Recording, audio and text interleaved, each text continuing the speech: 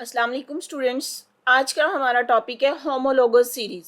हम लोग organic compounds की बात कर रहे थे। ऐसे ऑर्गेनिक कंपाउंड जिनकी केमिकल प्रॉपर्टीज सेम हो उनको एक फैमिली के अंडर रखा जाता है और उसी फैमिली को हम बोल रहे हैं होमोलोगस सीरीज। तो इसका मतलब हुआ कि homologous series is actually the family of the organic compound having the same functional group and chemical properties. तो आप होमोलॉजी सीरीज की डेफिनेशन एक्सप्लेन कर सकते हैं कि ऐसी ऑर्गेनिक कंपाउंड की फैमिली जिनकी केमिकल प्रॉपर्टी सेम हो और उनका कोई ना कोई फंक्शनल ग्रुप हो और इसी फंक्शनल ग्रुप की वजह से उनकी केमिकल प्रॉपर्टी सेम होती है। इसके अलावा होमोलोगस सीरीज की एक करेक्टरिस्टिक ये भी है कि इनको किसी न किसी जनरल फॉर्मूले के साथ एक्सप्लेन किया जा सकता है। तो ये मैंने आपके लिए डेफिनेशन लिख दी है होमोलोगस सीरीज की। अब इसकी कुछ करेक्टरिस्टिक्स हम पढ़ते हैं। तो करेक्टरिस्टिक्स की तरफ आए। सबसे पहले जो इसकी प्रॉपर्टी दी गई है, all the member of the series can be represented by a general formula, कि इस सीरीज के जितने भी मेंबर्स हैं उनको आप कोई ना कोई जनरल फार्मूला असाइन करते हैं। जैसे यहाँ पे एग्जांपल दी गई है अल्केन्स। अल्केन का जनरल फार्मूला CnH2n+2 है। इसी तरह और मेंबर्स होंगे और फैमिली होगी, उसका भी जनरल फार्मूला चेंज होगा। अब यहाँ पे आपको टेबल दिया गया है, टेबल में कुछ फैमिलीज और उनके जनरल फार्मूलाज आपको बताए गए हैं, उसको देख लेते हैं। यहाँ पे देखें, जैसे अल्केन्स का तो हमें बता दिया गया है, जनरल फार्मूला CnH2n+2 है। और अगर हमारे पास कोई और होमोलोगस सीरीज आ जाए, अल्कीन्स जिसको बोलते हैं, अल्कीन्स का जनरल फार्मूला CnH2n होगा। अल्कीन्स जिसमें हमने कहा कि कार्बन कार्बन के दरमियान डबल बॉन्ड होता है। इसी तरह अल्काइंस जिसमें कार्बन कार्बन के दरमियान ट्रिपल बॉन्ड होता है, इसको हम अल्काइंस बोलते हैं। और अल्काइंस का जनरल फार्मूला CnH2n-2 है। इसी तरह अल्कोहल्स का जनरल फार्मूला ये CnH2n+1OH। अब यहाँ पे OH एक्चुअली इसका फंक्शनल ग्रुप है। इसी तरह अल्काइंस का फंक्शनल ग्रुप इसका ट्रिपल बॉन्ड है, अल्कीन्स का फंक्शनल ग्रुप इसका डबल बॉन्ड होगा।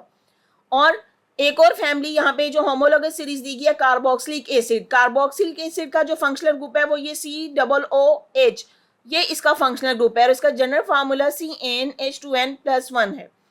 तो एक्चुअली हमने यहाँ पे यही बात कर रहे हैं कि होमोलोगस सीरीज के जो मेंबर्स हैं वो एक फैमिलीज बनाते हैं और इन फैमिलीज के अंदर स्पेसिफिक कोई ना कोई फंक्शनल ग्रुप होता है और इसी फंक्शनल ग्रुप की वजह से इनकी केमिकल प्रॉपर्टीज एक दूसरे से मिलती जुलती हैं। जी स्टूडेंट, यहाँ पे क्विक चेक देखें। Write down the molecular formula of a carboxylic acid having the 3 carbon atom. अब यहाँ से आपसे पूछा गया है कार्बोक्सिलिक एसिड का आपने फार्मूला लिखना है, लेकिन उसमें कार्बन की तादाद कितनी बता दी गई है? 3। पहले तो आप मैं इसके जनरल फार्मूले की तरफ। अब n एक्चुअली यहाँ पे ये डिनोट कर रहा है नंबर ऑफ कार्बन। हमें क्वेश्चन में यहाँ पे 3 कार्बन कहेंगे हैं, तो हम इसका फार्मूला कैसे बनाएंगे कि CnN की बजाय हम लिख देंगे 3। आगे H हाइड्रोजन हमने काउंट करने हैं, H कितने हैं। अब यहाँ पे लिखा है 2n। 2n का मतलब है कि n की जितनी यहाँ पे हमने वैल्यू ली उसको 2 के साथ मल्टीप्लाई करें और उसमें 1 ऐड कर दें। तो यहाँ पे n की वैल्यू हमने 3 ली है, तो 2 × 3 6 हो जाएगा। 6 में 1 ऐड किया तो क्या आ जाएगा? 7।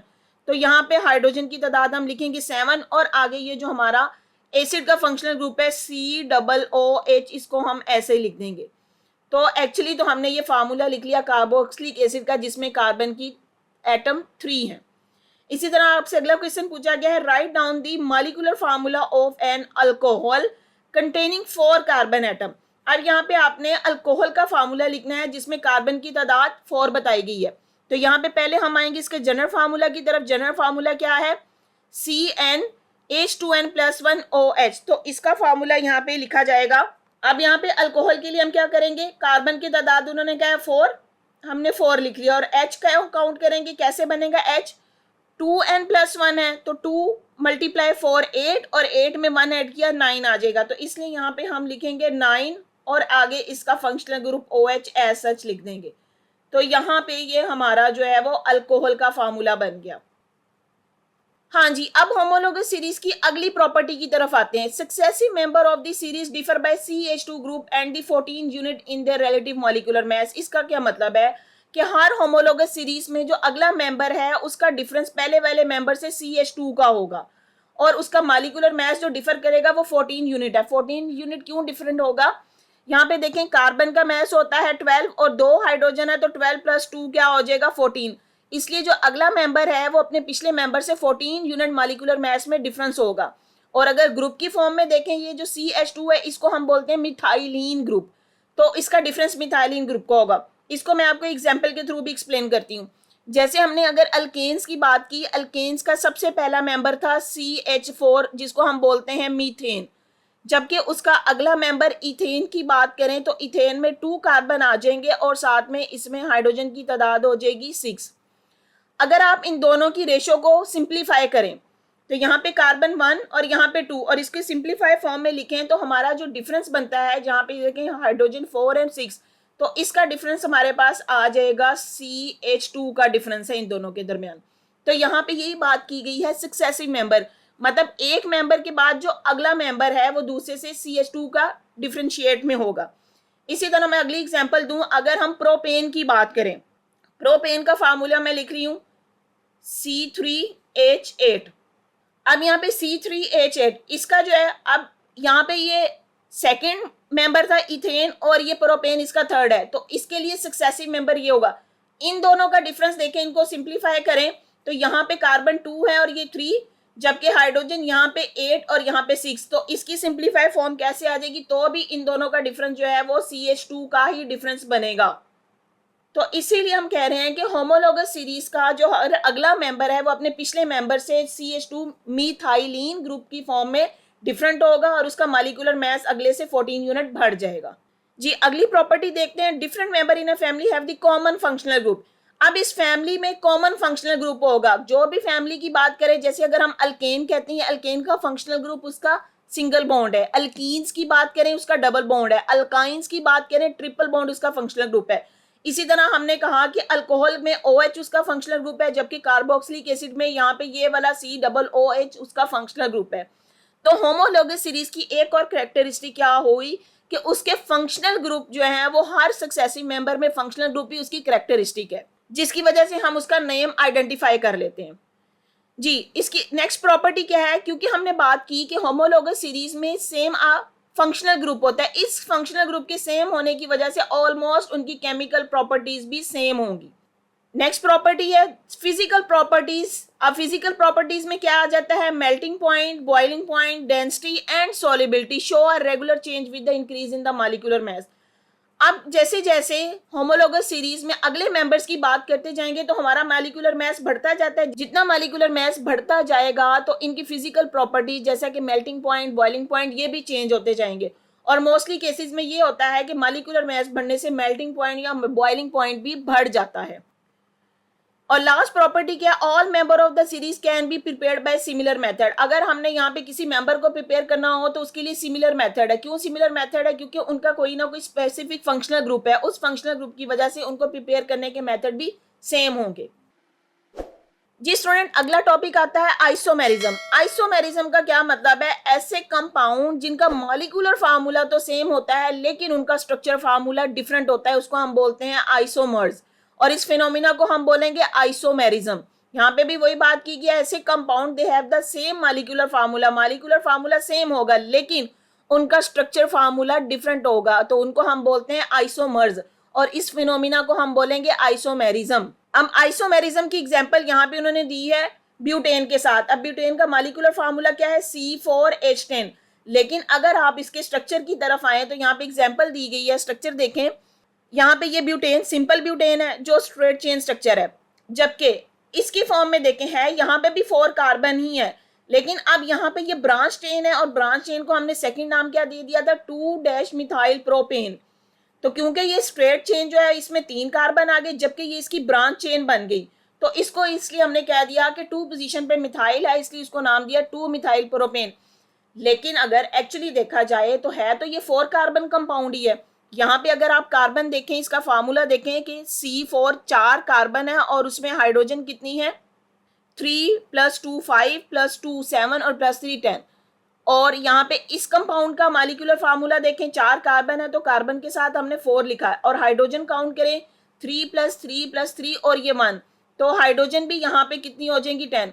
अब देखिए दोनों कंपाउंड जो हैं उनका मॉलिक्यूलर फार्मूला सेम है, C4H10, लेकिन उनका स्ट्रक्चर फार्मूला डिफरेंट आ गया है, तो इस फिनोमिना को हम बोल रहे हैं आइसोमेरिज्म। अब ब्यूटेन, इससे पहले जो मेंबर हैं मीथेन, इथेन, प्रोपेन, उनका कोई भी आइसोमर नहीं है, लेकिन अगर ब्यूटेन से स्टार्ट करें तो ब्यूटेन का आइसोमर्स हैं। अब ब्यूटेन अल्केन फैमिली से बिलोंग करता है, और अगर हम अल्काइंस की बात करें जिसमें डबल बॉन्ड आ जाता है, तो डबल बॉन्ड की फॉर्म में भी यहाँ पे हमारे पास इसमें आइसोमर्स होंगे, जैसे यहाँ पे एग्जांपल दी गई है। अब ये देखिए ब्यूटीन का फार्मूला C4H10 है, लेकिन यहाँ पे इसकी फर्स्ट पोजीशन पे डबल बॉन्ड है, इसलिए इसको हमने नाम दे दिया ब्यूट1इन।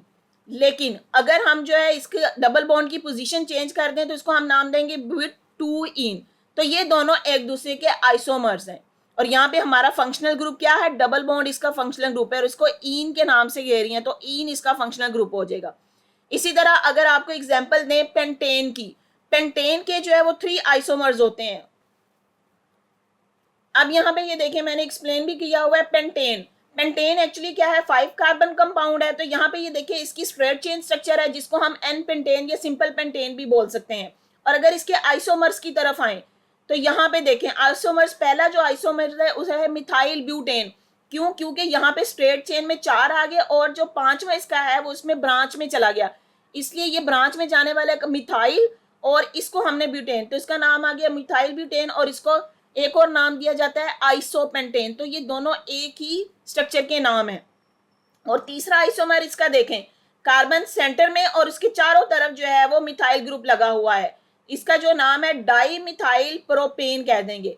अब यहाँ पे ये वाली एक इसकी स्ट्रेट चेन बन गई, ये 3 कार्बन है तो ये प्रोपेन हो गया, जबकि उसके ऊपर नीचे 2 मिथाइल ग्रुप लगे हुए हैं, इसलिए इसका नाम डाई मिथाइल प्रोपेन होगा, या इसका नाम नियोपेंटेन भी है। तो यहाँ पे आप एग्जाम्पल दे सकते हैं आइसोमर्स में ब्यूटेन की, ब्यूटेन की या पेंटेन की। तो ये पेंटेन के 3 आइसोमर्स हैं।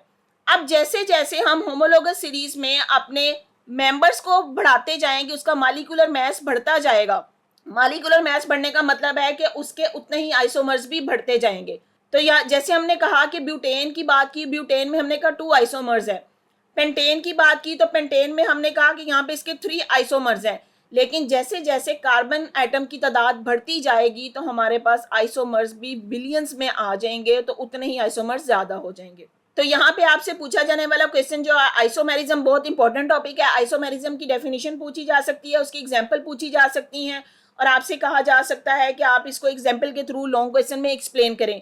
तो आप इसको जो है वो ब्यूटेन की या पेंटेन की, ब्यूटेन की कोई भी एग्जांपल देके उसको एक्सप्लेन कर सकते हैं। और इसके अलावा शॉर्ट क्वेश्चन की फॉर्म में आपसे पूछा जा सकता है कि ये जो अगर कार्बन एटम बढ़ाते जाएं तो कितने उसके आइसोमर्स बढ़ेंगे या कम होंगे, वो आप उसको एक्सप्लेन करेंगे। जी एक और बात आपने याद रखनी है कि आइसोमर सेम मॉलिक्यूलर फार्मूला, लेकिन उनका क्योंकि स्ट्रक्चर फार्मूला डिफरेंट हो जाता है, इसलिए उनकी फिजिकल प्रॉपर्टीज भी डिफरेंट होती हैं। तो यहाँ पे आपसे पूछा जाने वाला क्वेश्चन ये भी हो सकता है कि आइसोमर्स की फिजिकल प्रॉपर्टीज कैसे डिपेंड करती हैं। तो आपने यही बताना है कि आइसोमर जो है क्योंकि उनमें उनके स्ट्रक्चर फार्मूला डिफरेंट हो जाता है, और स्ट्रक्चर फार्मूला डिफरेंट होने से उनकी फिजिकल प्रॉपर्टीज पे भी इफेक्ट होता है, वो भी चेंज हो जाएंगी।